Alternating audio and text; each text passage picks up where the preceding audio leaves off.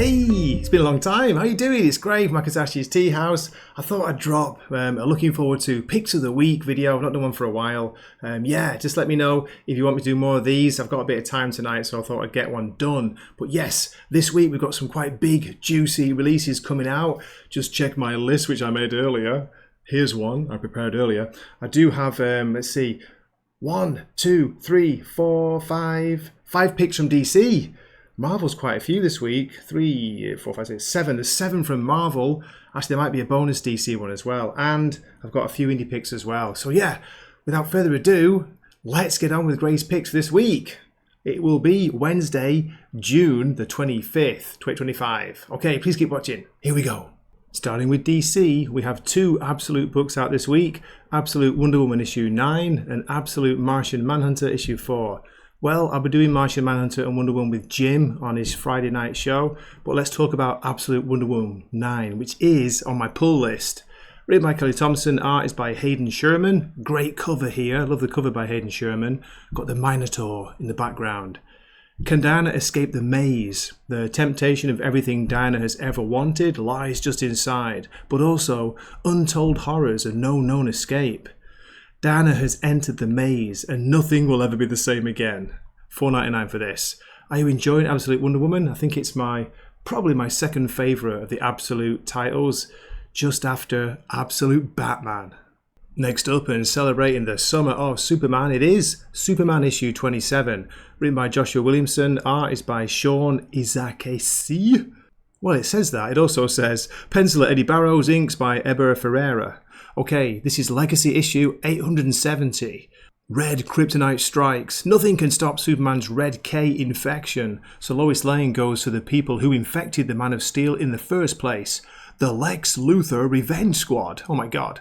Dr. Farm and Mr. Graft make a shocking return, really. Don't miss this, apparently it's a key issue for the future of Superman and Lex Luthor. Some pretty hot variant covers for this. I won't show them, but do check out the Derek Tube variant if you get a chance. Looks pretty awesome. And there's a nice George Perez Legacy variant. Green Lantern issue 24, written by Jeremy Adams. Art by Zermani Co. Does his main cover here as well.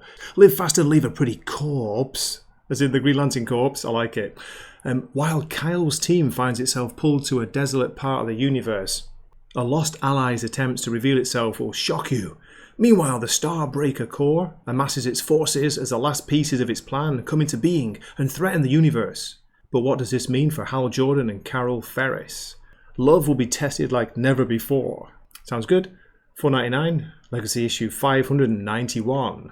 Okay, I want to shout this one out because I've actually dropped it, but it is issue 25 of Green Arrow, so maybe I'm going to pick this up. Written by Chris Condon, art Montos, colours Adriana Lucas. Legacy issue 358 and still only $3.99. Oliver Queen has mentored many a hero, but he also once unknowingly mentored a villain, Herb Rainey, the crime lord impersonating a socialite. Ooh, sounds a bit Bruce Wayne-y. Who took Ollie's training and became the Crimson Archer. Now, as Oliver tries to build a fairer star city for everyone in the wake of the freshwater killings, the Crimson Archer reappears with their own plans. Okay, yeah, so as I say, I'm going to give this another try. There is a really cool David Ayer variant for this. Takes me back. Now, I'm hoping for good things from this. It is issue 1 of New History of the DC Universe, written by Mark Waid. Various artists, including Jerry Ordway, Todd Nauck. Colours by John Calise. $5.99 though, but it is oversized. It says 48 pages. Learn the definitive history of the DC Universe. In celebration of 90 years, folks, of DC, superfan and writer Mark Waid turns back time to the very beginning of the DC Universe in a 4-issue miniseries drawn by some of DC's greatest artists and told by the newest chronicler of time, Barry Allen the Flash. In our debut issue, Barry takes us from the very birth of the DC Universe to the rise of the Justice Society. The golden age of heroes begins here. Looking forward to this, and I've got to say there are some lovely variants, including one by Dan Mora of Wonder Woman. There's a crazy Where's Wally style look at all the characters by Scott Kublish. Got to shout out the Stanley Art Journal Lau close-up of Wonder Woman looking amazing. Okay, moving on to Marvel Comics, and did you hear the big news this week? Apparently the Ultimate Universe titles are finishing at issues 24. Well, for sure, Ultimate X-Men is, but we've heard rumours that they all are. But that's not been verified yet. It's still just a rumour. So, Ultimate Spider-Man issue 18, written by Jonathan Hickman, art is by Marco Tichetto, colours Eric Arciniega. This is $4.99. It says, war rages on in New York City. Black Cat enlists Richard Parker's aid in the Sinister Six turf war, and Spider-Man gains a surprising ally. The question is, will Spider-Man be in the issue as Spider-Man? Will there be any Spider-Man action? Or will it be more focused on Richard Parker? Which I've got nothing against. I'm looking forward to the developing relationship between Richard Parker and Black Cat in this Ultimate Universe. How about you? Are you still enjoying Ultimate Spider-Man? Now this might be a surprise, but I've actually got into it right when it's finishing. That's right folks, it's the final issue of Ryan North's Fantastic Four run, issue 33, a magic number. Written by Ryan North, pencils Corey Smith, inks Wayne Fauscher, colours Jesus Albertov. Legacy issue 726. Fantastic Zero, it says. It all comes down to this. When the solution to what Doom did to Ben can only be found in the past, the Fantastic Four must voyage back 436 quadrillion seconds into the Big Bang. What? Of course, the tremendous energies there make it unsurvivable. Unsurvivable? Can't even say that. Unless Herbie is in control of the precise timing required. Action, adventure, and big ideas collide in this special final issue, which, listen to this folks, leads into our even more special new #1 issue coming next month. Okay, so they're doing a relaunch, are they, after 33 issues? I wonder who's going to be writing it. Let's have a quick look. I'll get back to you. Okay, just had a quick check, and it is going to be Ryan North, surprise, surprise. So he's going to be writing the new #1. They're returning with a new issue 1 and kicking off a whole new volume of their adventures. I guess it's a time with the, the hype with the movie, the new movie coming out very soon. Okay, Ryan North writing Humberto Ramos as penciler and Victor Olazábal as the inker. Next up from my picks from Marvel is The Incredible Hulk issue 26, written by Phil Kennedy Johnson, art by Kev Walker in this one, colours Matt Wilson. This is still $3.99 by the way. Legacy issue 807. Is it the end for Hulk and Charlie? I don't think so, do you? As Gamma mutates around the world go missing, the Winter Soldier seeks out Bruce Banner for answers, but finds only Hulk. Eager to help her role model, Bucky Barnes, Charlie finds a way into the Hulkscape to speak to Banner, and what she finds will change her relationship with Hulk forever. A major status quo shift begins this issue, so it says. Shame it's not Nick Klein doing the main art, but I've got to say, check out the cover. It's done this fantastic cover. I like those mushrooms and toadstools, looking good.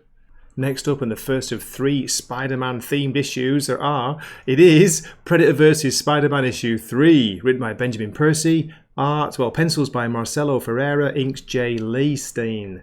Horror-killing Skinner the Predator with no clan or code, a really weird design as well, is more than the enemy of Spider-Man and the target of Kraven. He's also detested by his fellow Yautja. You what? Can't say it. A hunting party has arrived in New York and all hell is about to break loose. $4.99 for this, folks. 32 pages.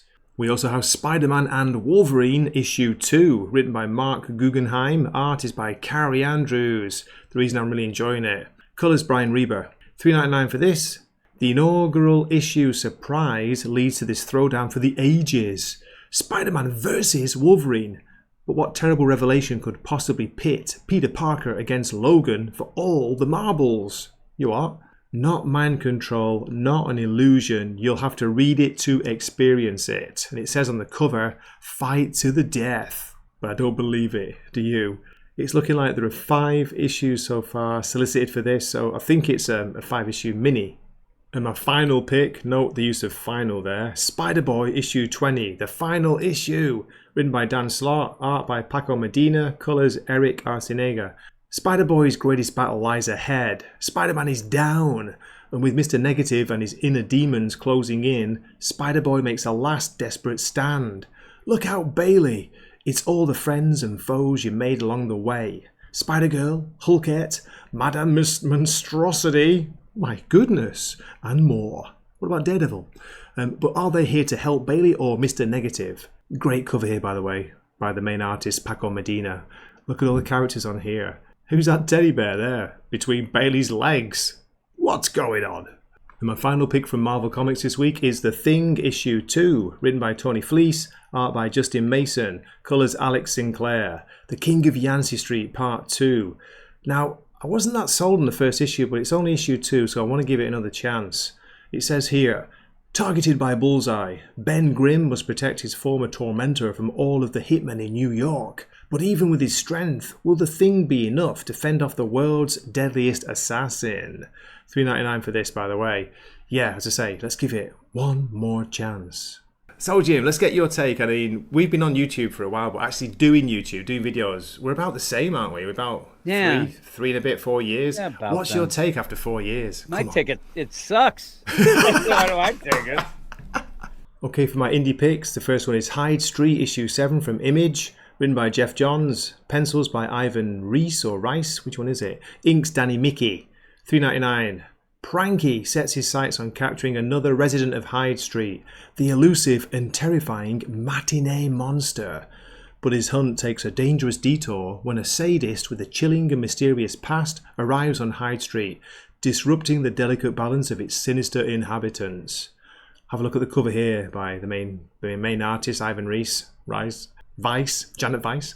Yeah, I can see in the background the matinee monster closing in on Pranky, who is trying to set up, is it a man trap or is it a bear trap?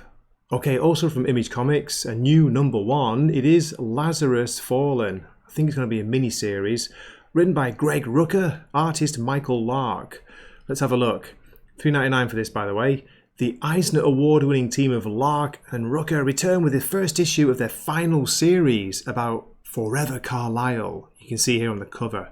In a neo-feudalist world ruled by the ultra-wealthy families, each has a Lazarus, raised and trained to be the instrument of that family's will. Finally free of her father's control, Forever is going to burn it all down. Sounds good to me. I've read quite a bit of the earlier series, not all of them, all the issues, but really enjoyed what I've read so far. So yeah, going to be picking this up. Okay, with my final indie pick for this week, Dark Horse Comics and Miller World present Huck, Big Bad World issue 2. Written by Mark Miller, art is by Raphael Albuquerque, colours Dave McCaig. Huck, his mother and this mysterious doctor with the keys to their past go on a road trip to find the first of the other secret superhumans who've been hiding around the world. Unlike Huck, this first one is an assassin and using his abilities to make money. It is $4.99 for this, but I did enjoy the first issue, so yeah, looking forward to it. As far as I know, it's a 5-issue mini. News from the Fallout issue 1 comes out. Let's have a very quick look while I've got you here. Writer Chris Condon teams with visionary artist Jeffrey Allen Love for a thrillingly dark sci-fi horror story unlike any you've seen before. Don't they always say that? It's 1962 Nevada. A nuclear bomb test goes horribly awry and unleashes a contaminate into the atmosphere that turns people rotten. I'm not talking about Johnny. Big fan of him, by the way. Otis Fallows, a private in the US Army who's present for the test and is the only known survivor, flees the secret army base in search of a safe haven. But does such a place exist? Wow, I might have to edit this and put this in with my picks earlier on. Okay, just to shout out some honourable mentions in the indies. We've got Void Rivals issue 20 from Image Comics. That comes out. We also have Department of Truth, issue 31, if you're reading that. Gunslinger Spawn, issue 44. It gets to 44. Now, I was really enjoying that for the first 20 or so issues. I was on board. Assorted Crisis Events from Denny's Camp, if you're a fan. Issue 4 comes out. Then we've got issues of Feral, issue 14. Minor Arcana, issue 8. And the Rocket Fellas, issue 6 from Ghost Machine. Teenage Mutant Ninja Turtles Saturday Morning Adventures for those who loved the cartoon. And we've got a new issue of Ultra Mega issue 9, $7.99 for that. And there we have it. Thank you so much for watching this far. If you're still here, I am bowing down to you right now if you're not looking at the screen. Thank you so much. Great to see you. Thanks a million for watching. Do let me know your picks as usual. I'd love to hear them. If you can recommend anything to me, yeah, I'm open ears as I say. So yeah, and as always, I say thanks so much for your support. Gray is signing off for the night from Wakizashi's Teahouse. What's it all about? 4 years on YouTube, tomorrow, Tuesday. Come on. So Jim, let's get your take. I mean, we've been on YouTube for a while, but actually doing videos, we're about the same, aren't we? We're about three and a bit, 4 years. Yeah, What's your take after 4 years? My take it sucks. Why do I take it? He swaps his longsword for a Wakizashi, so